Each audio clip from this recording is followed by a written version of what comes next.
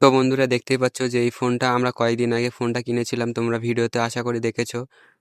যারা দেখেছো তারা অবশ্যই জানো এই ফোনটা মাত্র 4 থেকে 5 দিন হয়েছে আমরা এটা কিনেছি। আর এটা এখন টেস্ট করব যে ওয়াটার প্রুফ কিনা, সেটা দোকান থেকে বলেছিল। আর সেই জন্য এটা টেস্ট করার জন্য আমরা এখন একদম দেখব যে এটা সত্যি কি মিথ্যে। সেই জন্য এখন এটাকে কভার খোলা হচ্ছে।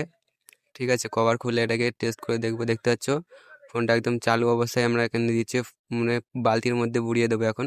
তার জন্য কি করছি, ক্যামেরাটা এখানে করে দিচ্ছি, ক্যামেরাটা এখন চালু করে দিচ্ছি। ঠিক আছে, তার জন্য এখানে ক্যামেরাটা অন করছি, ওয়াটার প্রুফের সেই ক্যামেরাটা এখানে অন করছি। দেখতে পাচ্ছি এখানে অনটা হয়ে গেছে। এবার একদম পুরো সরাসরি দেখতে পাচ্ছ লাইভ প্রুফ দেখাচ্ছি, পুরো বালতির মধ্যে দিয়ে দিয়েছি। এখন পুরো একদম ক্যামেরা চালু অবস্থায়। আর দেখতে পাচ্ছ ওপর উঁচু করে দিয়েছি, কিন্তু একটা ফ্লুইড বের হয়েছে, জানি না এর মধ্যে পানি ঢুকেছে কি না, সঠিক আমি না, তবে মনে হচ্ছে পানি ঢুকেছে। তাই এবার দেখব। ঠিক আছে, তাই এখন এবার পুরো একদম তোলা পর্যন্ত দিয়ে দিয়েছে, দেখতেই পাচ্ছ তোমরা ভিডিওতে। এবার এরকমভাবে নাড়াচাড়া করার পরে উল্টে পাল্টে দেখাচ্ছি। আশা করছি যে তেমন কিছু হবে না, তবে তোমাদেরকে এটা তুলে দেখাবো। এখন ভিডিওটা অফ করে নিই, অফ করার পরে দেখতে পাচ্ছ তুলে তোমাদের দেখাচ্ছি, একদম পুরো যেমন ছিল তেমনই আছে।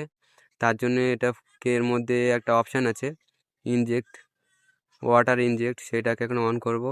এর মধ্যে দেখতে পাবে একটা আওয়াজ শুরু হবে। ঠিক আছে, ওই আওয়াজটা হলে কিন্তু এর মধ্যে যদি পানি ঢুকে থাকে তাহলে সেটা বের হয়ে যাবে।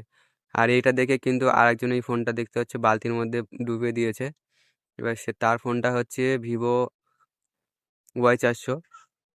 এই ফোনটা দেখতে পাচ্ছ তোমরা, এই ফোনটাও ডুবিয়ে দিয়েছে। তার দেখে উত্তেজনা, সে এখন দিল আর এখন ফিঙ্গার দিচ্ছে, ফিঙ্গার হচ্ছে না।